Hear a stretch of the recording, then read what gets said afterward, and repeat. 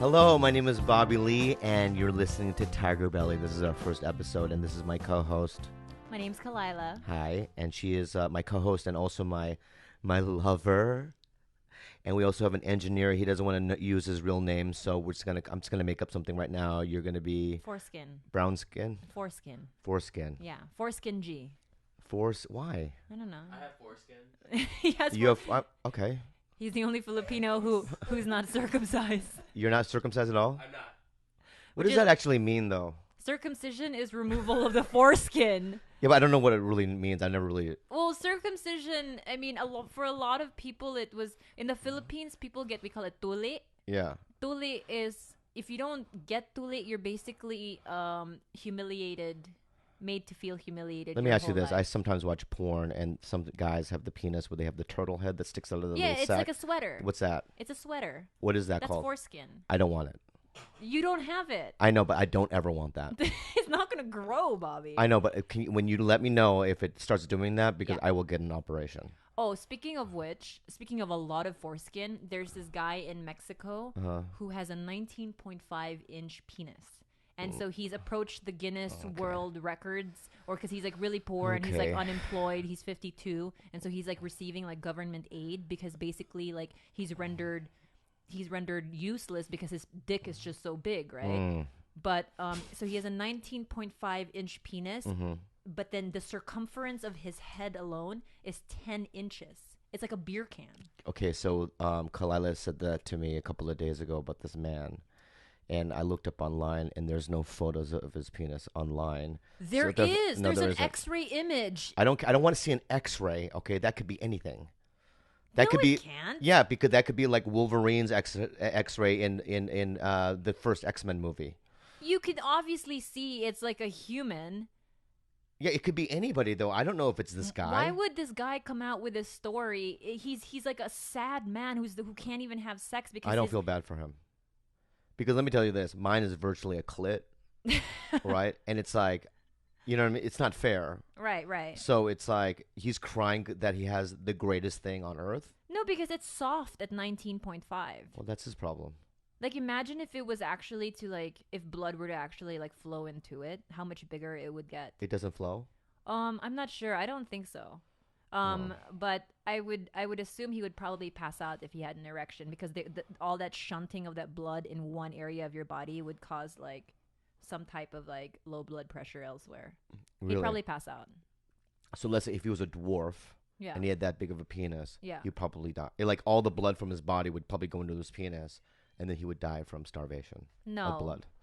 I mean, if that's how you like to, What? think of things. I'm not a doctor. Why would? Yeah. I'm not a doctor.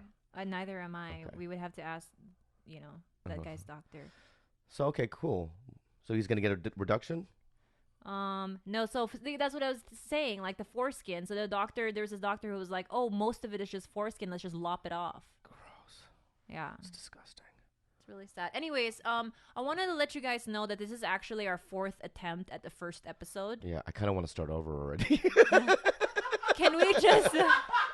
I literally want to start over already. Can we just I'm going to get keep one going. I'm going to out? keep going. Yeah. But I just don't like the way it began. With a 19.5 Yeah, I just don't. penis? You can't open up like a brand new podcast with a Mexican man's penis. Okay, look, this is I'll tell you why this is our 4th attempt at our first I like the episode. first one. The very first one? Yeah. No, we were talking shit about everybody. That's what I like. That's and why I want me this podcast in particular. It was you for a whole hour interrogating me about my ex-boyfriends. to be. Yes. And that's what people want to hear. And then we re-recorded it, and we were like, we're not going to bring up the ex-boyfriends. And then you did the exact same thing. I might do on it the again second right now. attempt. Can you not? I'm not going to, but I want to. I have a desire to. I'm letting. The only reason you can't is because remember that one of those guys really wants me dead. Okay. So it's my blood in your hands.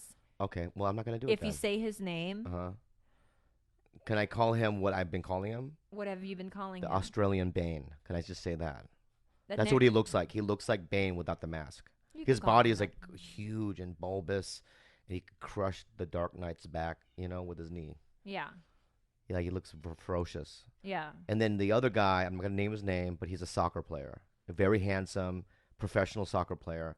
And you have to understand, Gilbert. Oh God, brown skin. Foreskin. Foreskin. I'm Gilbert Brownskin Foreskin. Foreskin. Brown skin I foreskin. apologize because I didn't want to use your real name, but it's out there now. No, it's okay. So Gilbert Brownskin Foreskin. Yeah. That this guy, I'm intimidated because I'm.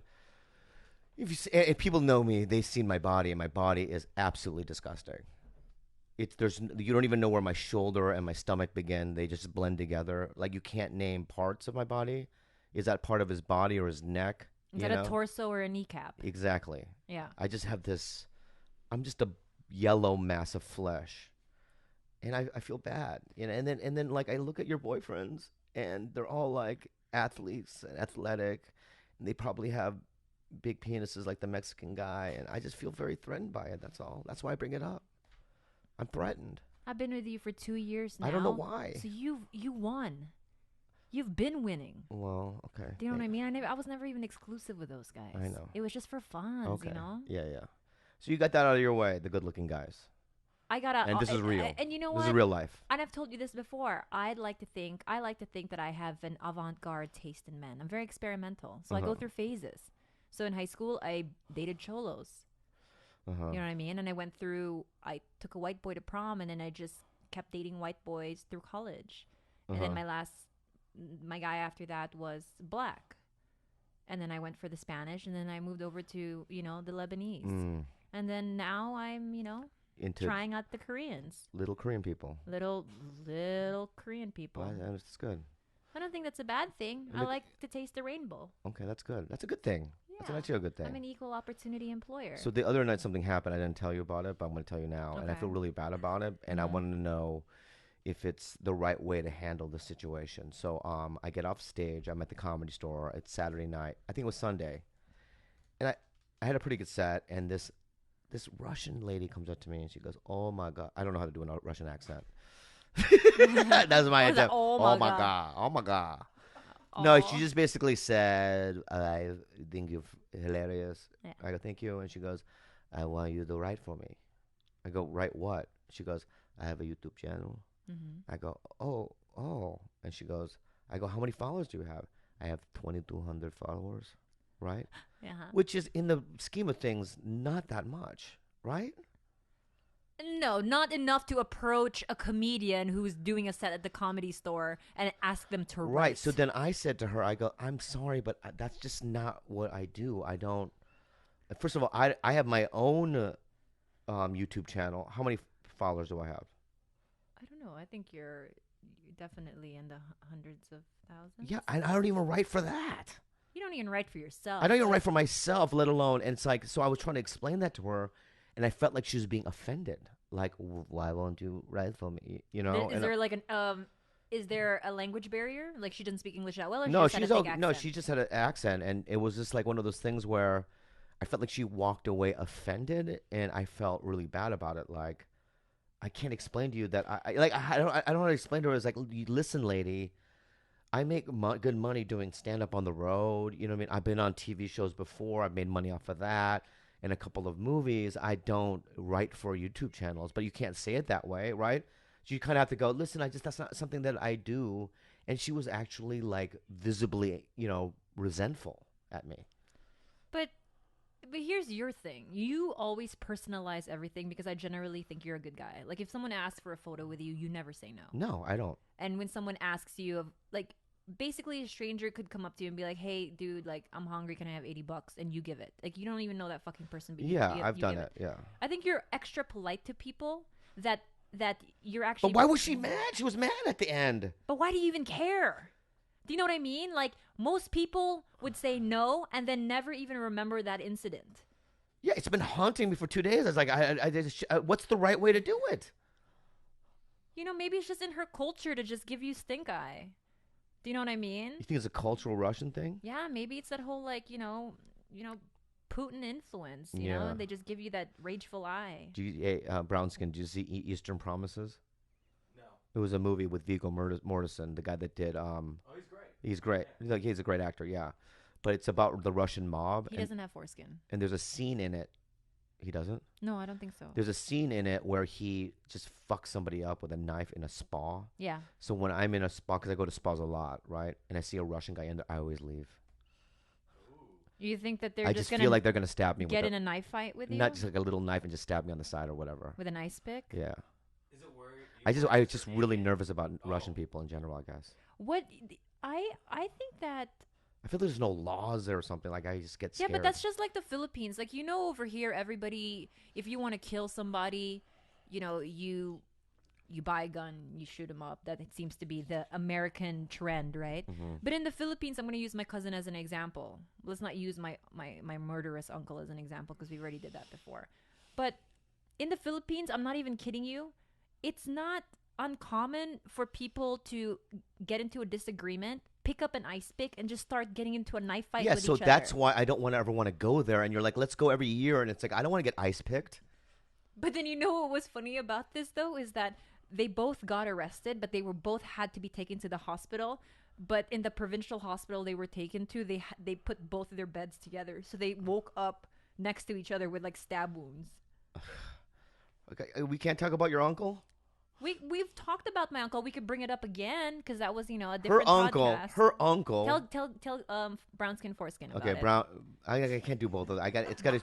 Let's condense. We got to condense his name. Okay, I can't okay. fucking do it.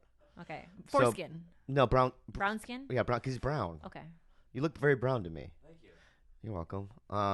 So basically, Khalyla's uncle sawed his other brother in half with right. He didn't saw him in with half. hacked him, killed him with a machete. He sliced him in half with a machete, but he Okay, didn't what's the use difference? there's one thing if you use a machete, and there's another if you use a saw. All right. Okay. He. Like, So my bad. So imagine a fucking saw.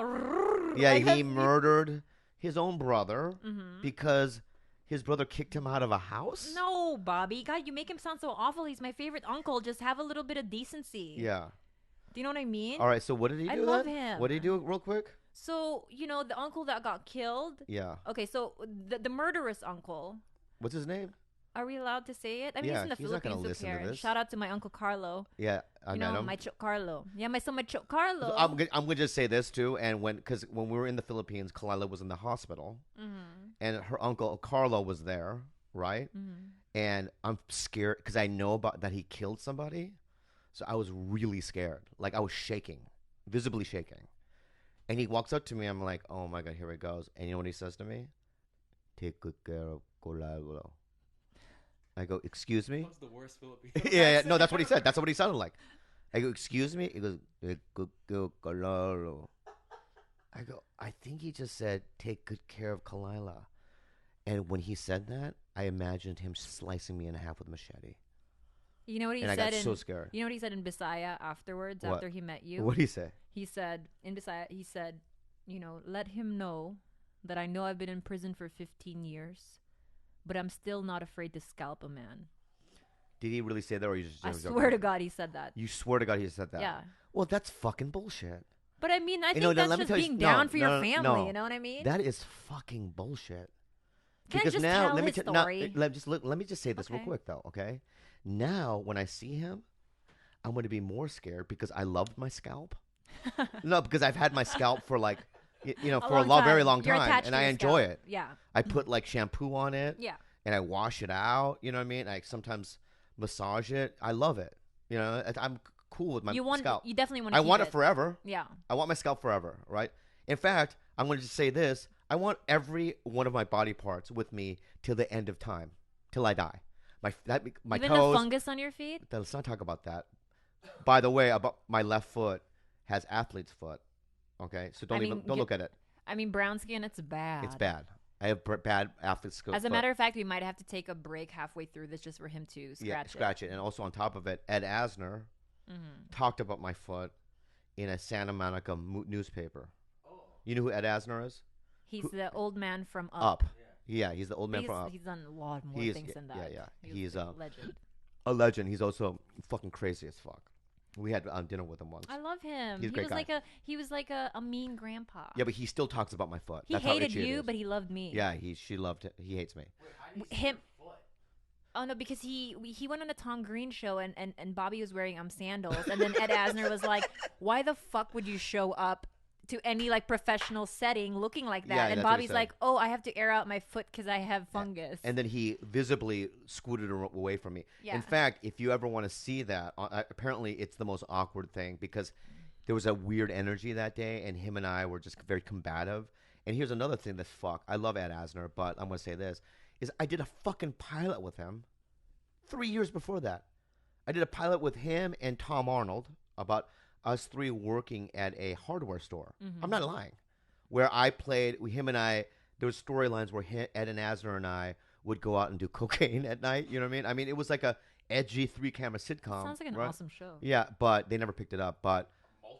it was a multi-cam show with with me, Tom Arnold, and Ed Asner as his dad, and we ran a hardware store. I swear to God. So then I go, hey man, it's good to see you again. And he goes, who are you? And I go, well, I did a pilot with you. He goes, I don't remember you. I was the third fucking lead. Oh my god. How do you not? Anyway, so talk about But I'll tell you why his memory is still solid. why He remembered your athlete's foot. he did, And That's he what's wrote really that strange. article a year after he met your athlete's foot. Yeah. So he may not remember everything about you, but he remembers the pertinent details. Oh yeah. So anyway, talk about your uncle. Why did he kill Well, let's his just other fucking brother? backtrack 5 topips ago It's now. okay. Go ahead. Tell everyone. So my Carlo, my murderous uncle, he has 5 children.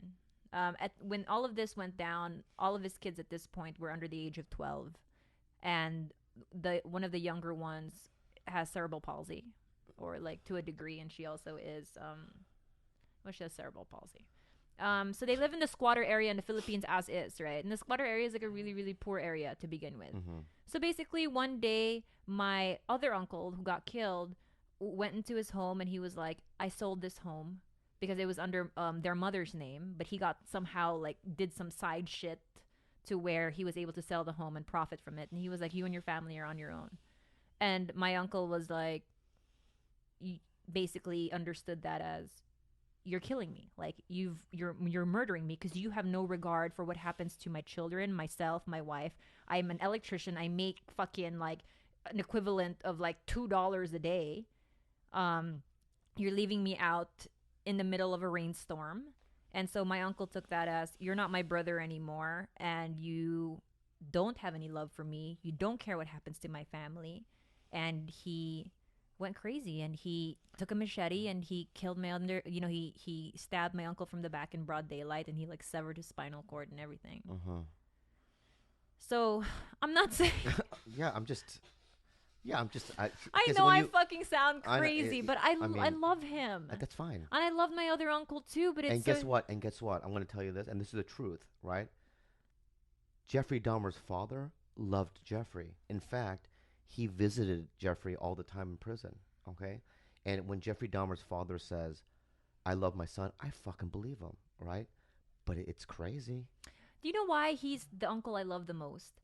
Out of all my uncles, when I was swimming in the Philippines, and that's basically all my sister and I did, we would swim twice a day, train twice a day. He was the only guy who ever showed like an earnest interest in me and my sister's life. Yeah. Like he almost was like a second father. He's my sister's godfather. Mm-hmm. And so my mom, we really entrusted this man to, to be like a good man. Like my mom would leave my sister and I with him all the time, and he was just a really nice person. My other uncles were a little bit more like aloof, we didn't really like bond that way.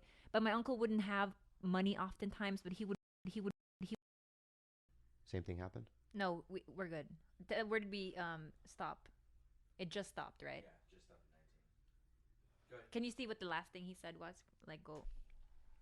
So, this guy, or my uncle, I just remember him as somebody who I had great memories with. Like, he was just a kind and generous man my whole life, and that's the only perception that I had of him.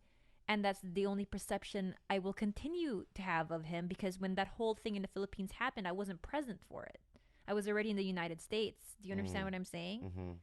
And even from prison, he would write us letters, and he was just, I don't know. I feel conflicted about it, because I just, obviously he murdered his own brother. My cousin Jennifer, I told you that. My cousin Jennifer, on my mom's side of the family, that's where all the crazies are, and she's great. Jennifer's great, but she was in Bulgaria and she was dating this Bulgarian guy, and it was her husband actually. They were married, and they were at a Chinese restaurant in Bulgaria, and the waitress didn't bring like some sort of sauce that my cousin asked for, so she tackled her to the ground, and she stuck her heel into the woman's eye, The high heel. a high heel into the woman's eye, where it gouged her eye out.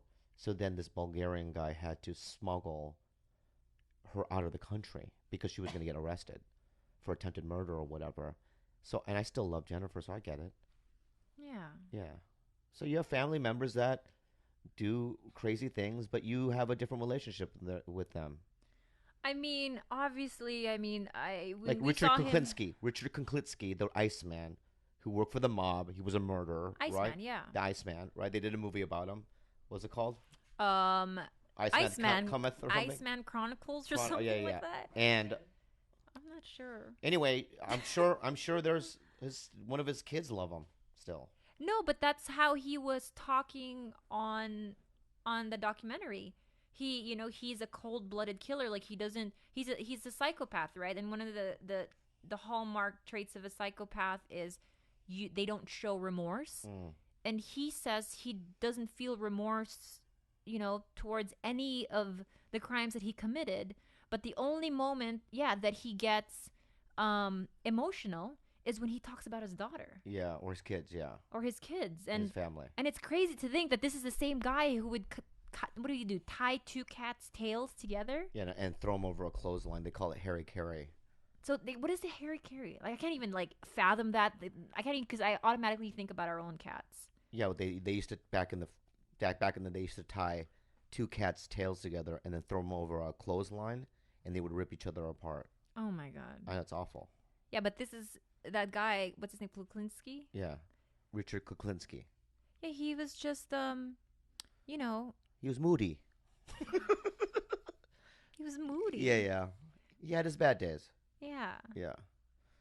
Anyway, your uncle, fine. I mean, if I go to the Philippines, I'll get over it. You just have to win him over, Bobby. I don't fucking believe that I even have to do that. I think you should just buy him a couple packs of dried mango, a sacco of rice. I'm gonna do that.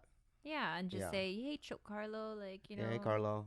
Yeah, kumusta?" Maybe I'll get him a really nice, gold-plated machete. You know what I mean? With Where his it's name engraved in it. Yeah. And then with his brother's name, R.I.P. R.I.P. on it, or maybe little lines like they do in prison of how many times he's killed somebody with that.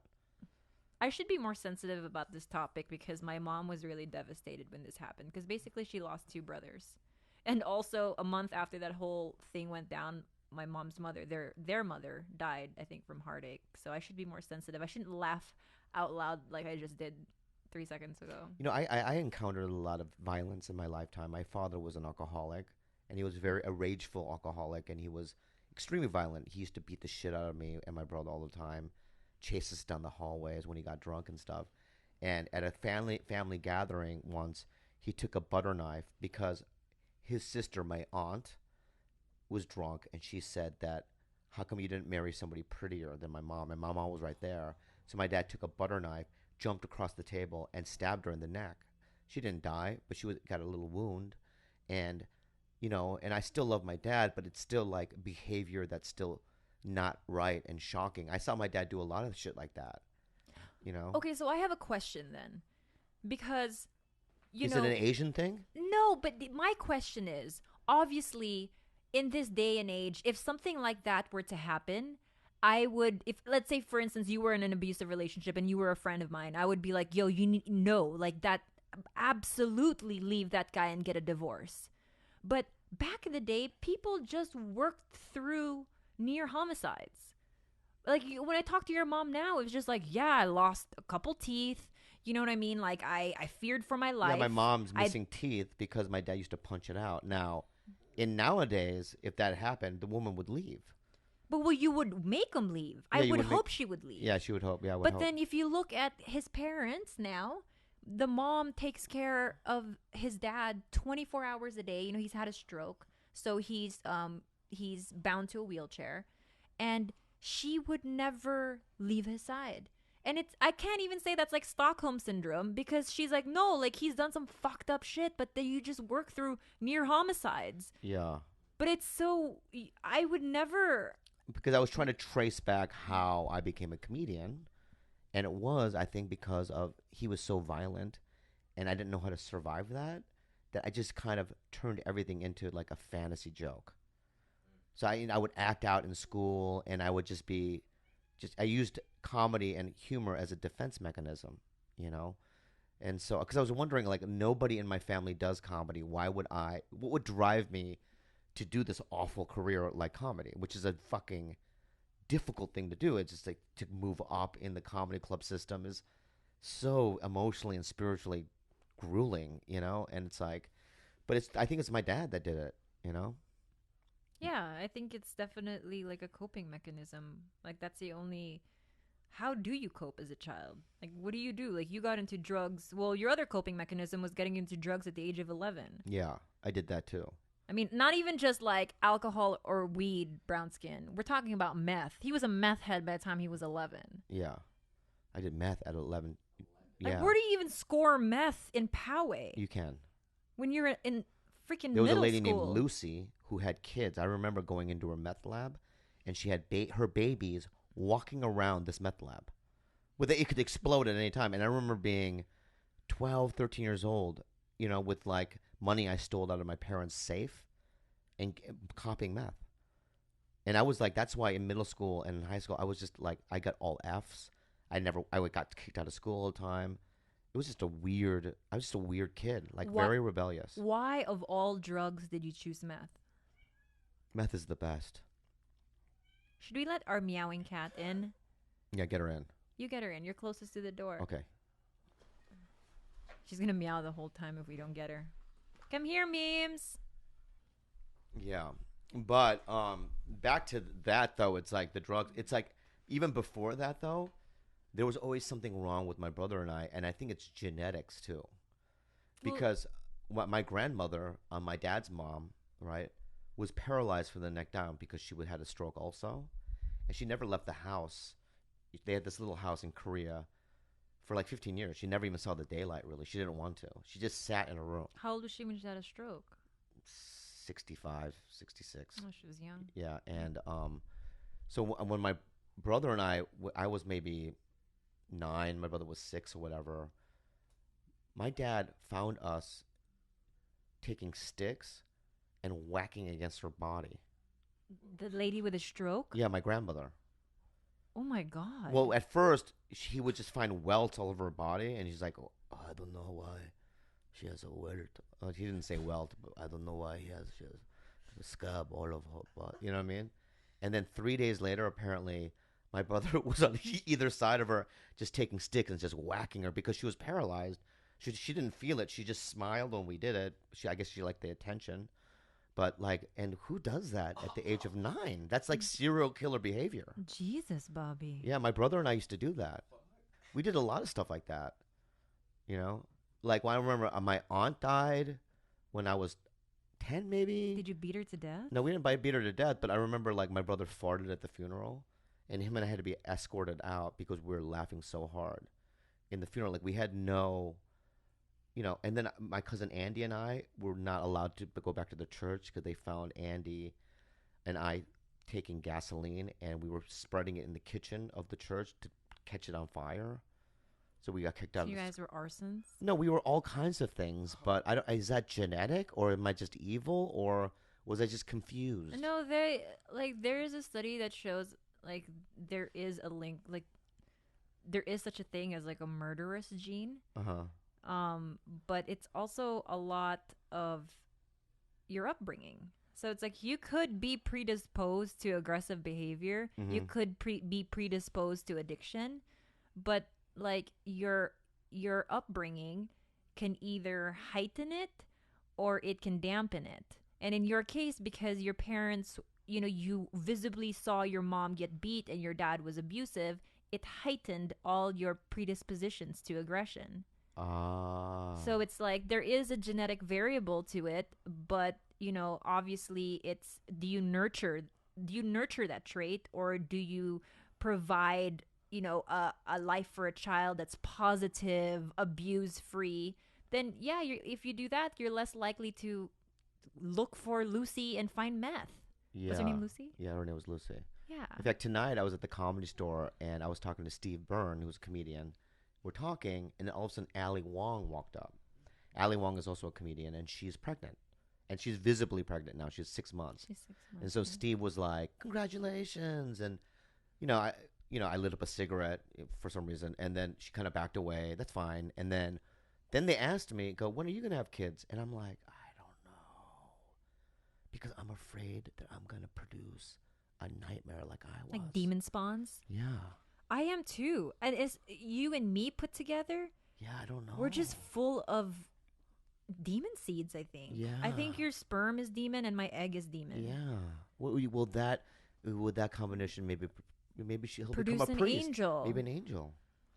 My fear is that because I don't, I've been sober for 13 years, and because of my stints in 12-step programs is the reason why I'm as nice or as grounded as I am, because without that I'm a maniac. But because of this, I can sit here and and pay mortgage and pay my taxes and all the things. But if we did have children, it would be a great opportunity for you to break the cycle of your family, of having like just an abusive, like a long line of like abusers in your family, because I think that we would provide that child. yeah, but if you talk to my mom, you don't beat my ass. Yeah, but my mom, right, is like, the day you're born, you always cry. You don't stop cry. Were you a crack baby? I don't know. Maybe, yeah, no. Because no, like babies born like addicted, so it's like No. moms on like heroin. My mom in 1971. I don't know what people did in the 70s. There was no crack then. Your mom is still married to the guy who knocked her entire front row of teeth out. One tooth. She said more. Okay, but I just see one tooth. No, she has one tooth left. Yeah, she has one tooth left. Okay. Yeah. But anyway, I mean, this podcast is turning pretty serious and real. Let's make it happier. Why? No, we don't have to We make. just When talk the about what fuck we are we talk ever about. I don't happy? give a fuck. Yeah. You know what I mean? But you know what? The key is that if we do have kids, I'm just gonna have to deal with it and just live in the moment and just do what I can, But I just have this weird fear that it's gonna come back at me. I have concerns. Yeah. I have concerns. That I'm gonna look on the scalp and I'm gonna see a 6 and another 6, another 6. And I go, oh my god, it's Damien. Who's Damien? You never saw Omen? Oh, that kid. What? Oh no, I'm thinking about another movie, the Guillermo del Toro one. I've never seen Omen. The Omen you've never seen the Omen? No, I've never seen the Oh, Omen. you have to see the Omen, the original one. Okay. It's really scary, and it's basically this. I don't know its name, but a millionaire, has a kid, but the kid is Satan, Damien. It was Satan's son. Yeah. And the kid has 666 on his head, and it's a really creepy movie. And I'm afraid that I'm going to spawn. Can we pause real quick? Yeah. So that kid Damien with a 666 in his head, 666, not 4 6s, 3 6. Sweetie, it concerns me that you haven't seen The Omen. This is my problem with you, Bobby. You're so like righteous. Every time I haven't seen, if I haven't seen every single we watched. She's never seen Taxi Driver. Oh. So then we watched it, and then you know what she said? This movie is racist. Super racist. And then did you not agree? In retrospect, yes, it's racist, but it's also you have to. At the time, 1971 or whenever the movie was made, it was it was a cultural phenomenon. Super and racist. It was very real, but it was very real. I loved it. I loved the music. Man, I can't get it out of my head now. Yeah, and then she just hasn't seen a lot of things. Look, I haven't seen made for TV movies. I haven't seen a lot of like the movies or like shows that were only ran in America because I didn't come here until I was 15. So I didn't know a lot of American pop culture. That's true. I'm so sorry. Because I mean, imagine like now if we raise the child in the Philippines, the world is flat because of the internet, right? So Yeah. it's like, yeah, they have access to basically everything as long as you have the internet. But when I was growing up, the only American thing that we would have would be like, we had this thing called song hits.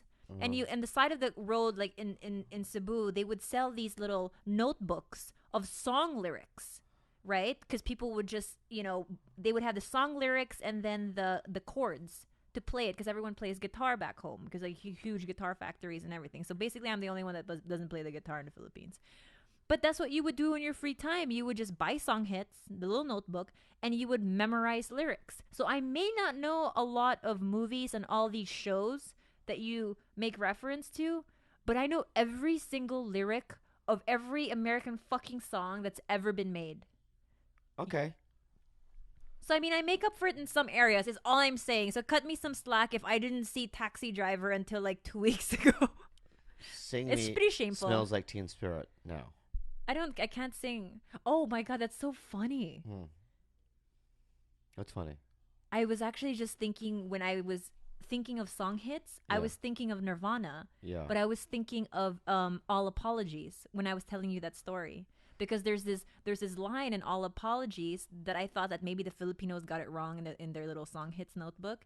Because it says, Aqua Seafoam Shame. Uh-huh. And I was like, oh, some Filipino made that shit up. Like, that's actually not what the lyrics are. So I cross-referenced 2 days ago and to see if they made it up, and that's what the lyrics are. Aqua Seafoam Shame. Really? Yeah. Can I tell you another thing? Yeah. In the late 60s, when my mom was coming to America, the Beatles were big, and she thought that Let It Be was Meda-G, which means Meda-G, which means anchovy. Right, and I told my mom, I go, there's no fucking way that John Lennon would write a song about anchovies, number one, and also would use Korean language to do it. But do you know what Asians do? What?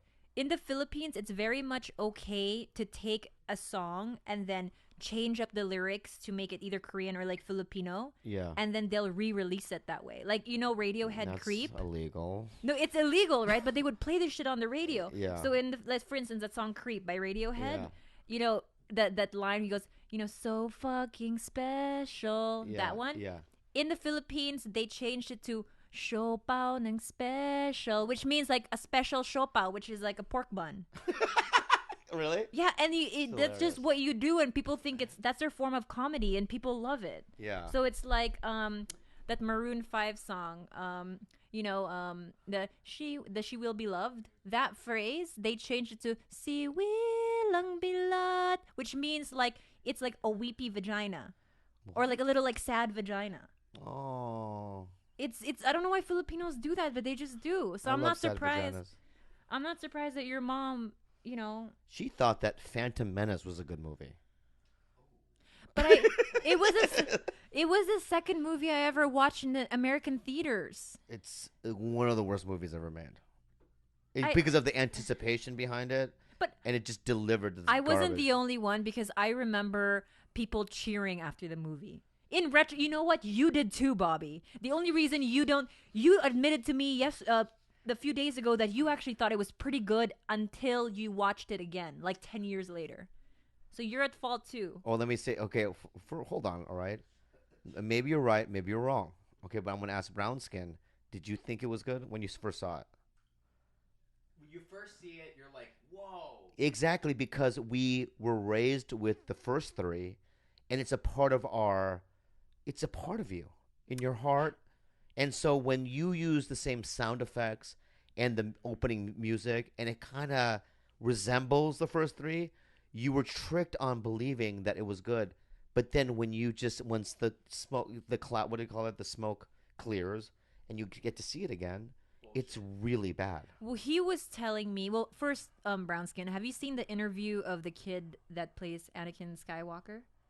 No. Have you seen this interview now? No. He's a dick. He's an He's very unhappy bitter. guy who just like does not, which is weird because he was like, I don't want to answer any questions like involving, How old is he? he's in his 20s or something like Yeah. that. But he doesn't want to answer questions, yet he's in a convention. Yeah, he's at like a sci-fi convention. He doesn't want to answer questions about Star Wars at all. It's on YouTube. You have to watch Yeah. it. He goes, that's my past, dude. And it's like, I don't even think about it. It's like, motherfucker, you at a convention. Yeah. You're Anakin. It's one of the worst performances I've ever seen. See, I didn't notice that when I watched it when I was He younger. looks into the camera at one point. But he's a baby. It doesn't matter. Look at Haley Joe. Fucking genius, that kid. Cries on cue. He's very real. You know? What are you looking at me like that for? Nothing. I was thinking of Haley Joel Osment. Oh, how bad he looks. She thinks that Haley Joel Osment looks horrible now. I just think, I don't think, oh God, that's so awful. But it's right. It's true. I just think that he looks, I was wrong though, because the other day I was like, I think that he's like uncastable. Like you can't possibly cast him in anything now. And he has a show on Netflix where I think he plays like a teacher, and it's like a pretty big show. And he's the lead. So I'm like, okay, I put my foot in my mouth. I know nothing. He's super talented. He is talented. And you're never going to take that away from him. That's true. All right? And in Hollywood, it shouldn't be about looks. I know it is. It should be about the talent. No, but I know, but he's just so recognizably Haley Joel Osment, but in a weird body now. Why, because he's fat? You can look, it's like, it's okay to not be attractive. Maybe he in loves Hollywood. bread. I'm like, who cares? You know, he's into carbs. I mean, I can't, I don't hate him for that. I think it's cool when here's Dakota Fanning. She hasn't been in anything in a while, right? But she's a pretty girl. I know, but when she comes back, like, it's going to be a big thing when she gets older and people are going to go. But she's already done adult roles. Because she did that one where she played like that Joan Jett movie. Yeah, like Josh Brolin, right? Remember he was in Goonies? Do you remember that? He was in Goonies. And then you didn't see him for a very long time. And now he's in No Country for Old Men. You're like, oh, this guy's killing it. That was 10 years ago, Bobby. Or whatever. I'm just saying that he disappeared for a long time. He's been in other things since. Yeah, I know. He played Bush. He was in W. That was the best role that he ever played. You thought so? After I have to fart watched so bad right now. Fart. After I watched Just move on. After I watched W, Yeah. I actually started to not hate George Bush as much. Why? Because Josh Brolin did such a good job of humanizing him and just making if that was in fact like accurate, it made him sort of this like lovable, fucking, country fucking dude. Like it made him. I understood his lunacy. He wasn't a very smart guy, but he had good intentions. It just didn't follow. He didn't run through. the show. It was Cheney and Rumsfeld, and they ran the show, and he just was, he was overpowered by these two gigantic like powerhouses. Yeah, but most of that movie follows his life prior to his. And I also want to say this too: is that my friend Charlie tonight had dinner, Finn, and we talked about Bush, and we talked about how we kind of miss him. He was a funny president. He was fun to make fun of. No. He was literally, legitimately hilarious. Like when the shoe is thrown at him, right? And he eyes the shoe, the second shoe. He dodges it. Do you right? see that? And he smirks. And that's a funny thing. When he goes to other countries, he starts dancing. It's really funny. And he knows he's funny. He just wasn't the best president, but I miss him in many ways. I mean, you miss seeing moments like that, but you don't miss him going into another country for weapons of mass destruction that weren't there. I don't miss that part. No. Like, that's real life, Bobby. That's really real life. And also, I don't miss, his supporters, really. They can't be worse than, the Tea Party, though. They can't be worse than, the Sarah Palin supporters. And they cannot be worse than Donald Trump supporters. Nah.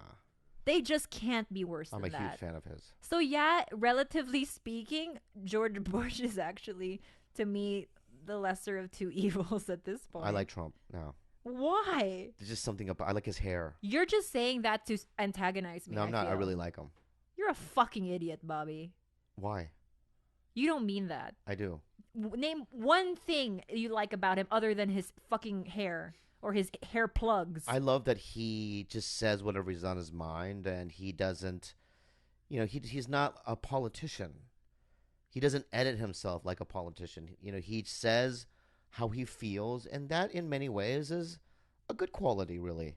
Ooh, you're gonna get so much shit. We're gonna lose all our Mexican fans over that one comment. Retract, Bobby. Retract. I'm kidding. Say sorry to the I'm Mexicans. sorry, Mexicans.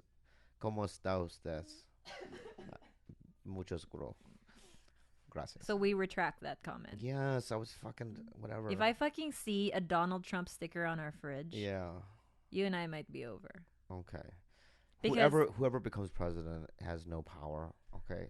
Lobbyists and big corporations run this country, and there's nothing. Capitalism runs this country, and there's really nothing we can do about it. We're all pawns, and we're all, sheep, and we just follow whatever, and and they fool us by putting out these movies and contraptions where we get distracted, like Destiny or But you SimCity or whatever. But being an eternal optimist and us just complaining about it doesn't make for it doesn't make anything better.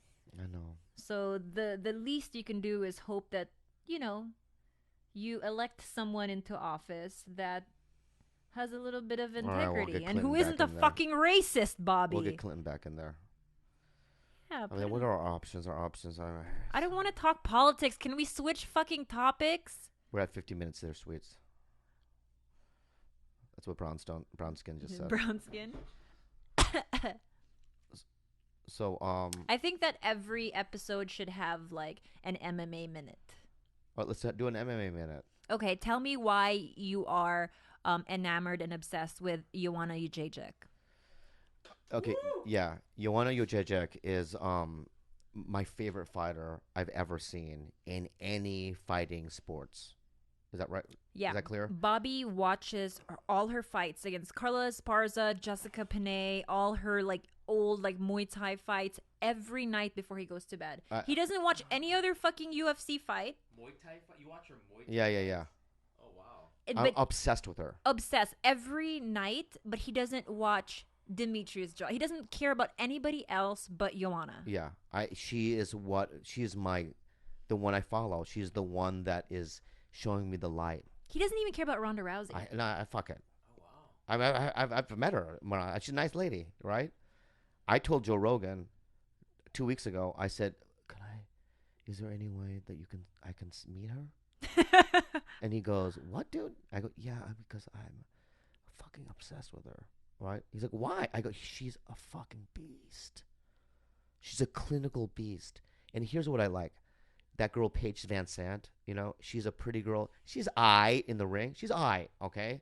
But the thing is that fighting should not... You know what? The good-looking people, you have your other things that you can do. You can model, become an actress, sing a song, or whatever you need to do. It's a fucking misogynistic thing to say. I don't give a fuck. I think If you're good, pretty. She's hot. I think so. No, Bobby likes her. You know why? Bobby likes her because he says when she cuts weight, she looks like a meth head. Yeah, she looks like a meth head, but she's also very funny. I think she's very funny, and I just think that she's very talented. I think that her strikes are like a man's strike. She reminds me of GSP a little bit.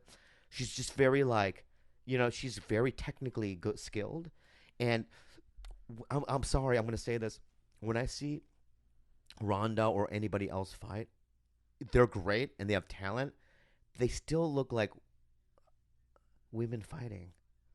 Because they are women fighting, I know, but there's Johanna, a beauty in that. Johanna does not look like that. So you'll only support fighters that box like dudes? I think Ronda... No, I think Ronda Rousey is extremely talented and she's a gifted person. I'm not saying that. I think what I'm saying is that when a fight lasts for 20 seconds, it's fine and dandy. But when you have somebody like Johanna who picks them apart round by round, methodically, and ripping into their faces, is so fun to watch.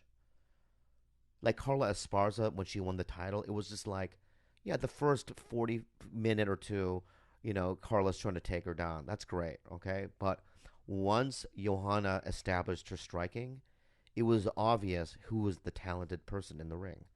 There's just something about her personality that I think you're really drawn to, and it's the fact that she lives in like a small town in Poland. She has like a thick accent. I love everything these, about her. She pulls these like funny little antics of like giving her opponents cookies during weigh-ins. Or like she gave Penny a bracelet, a necklace, and Penny didn't take it, right? And which probably only infuriated her more, and like that's why Penny got what she got. She got her face split open. My point is that she's a very funny girl. She's odd looking. She's a little odd looking, but she is devastatingly brutal in the ring She or in the is. octagon. Her striking is great, and she's only getting better. And I don't think that anybody can give her any trouble other than Claudia Gadelha, who Yes. trains with Nova Anyao, who trains with Jose Aldo. I'm nervous about that fight, but if she can get through that fight, I feel like that she's going to hold on to the belt for a very long time. I feel like nobody, those two, you know how there's a huge gap between, let's say, like Ronda Rousey, Misha Tate, and like the rest of the pack. I think there is such a huge gap between Claudia Gadelha and Joanna Jacek, and then the rest of the girls. Yeah.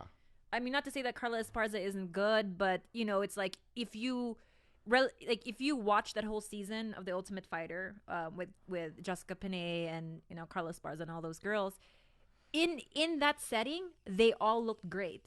But then when you put them next to Joanna, Different level. it's just a different freaking level, and it's so obvious. Yeah.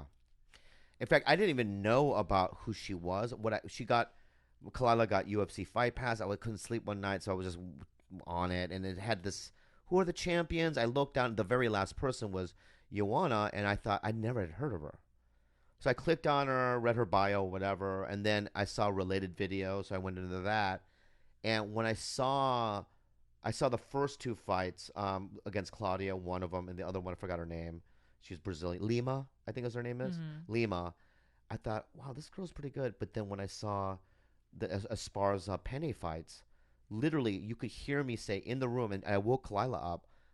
Every 10 seconds I would go, oh my god, oh my god. Oh my God! I'd never done that in a fight. I woke up. I was like, "Are you watching Joanna?" That's what she said. I go, "Yeah." She makes me go, "Oh my God, that was devastating." Oh my God. I take that back. There is one other girl who I feel when she gets a little bit older, or when she gets to be Joanna's age, is going to be a force to be reckoned with. Her name is Rose Namajunas. She's Pat Barry's. No, she's not, because Rose was 22 when she was on the show, so Rose has to be like 24 now, and Joanna's what, 27? 26? Oh shit. So they're almost the same age. Rose just looks so much younger, but Rose has just a really good overall foundation of everything, and she's very, very agile.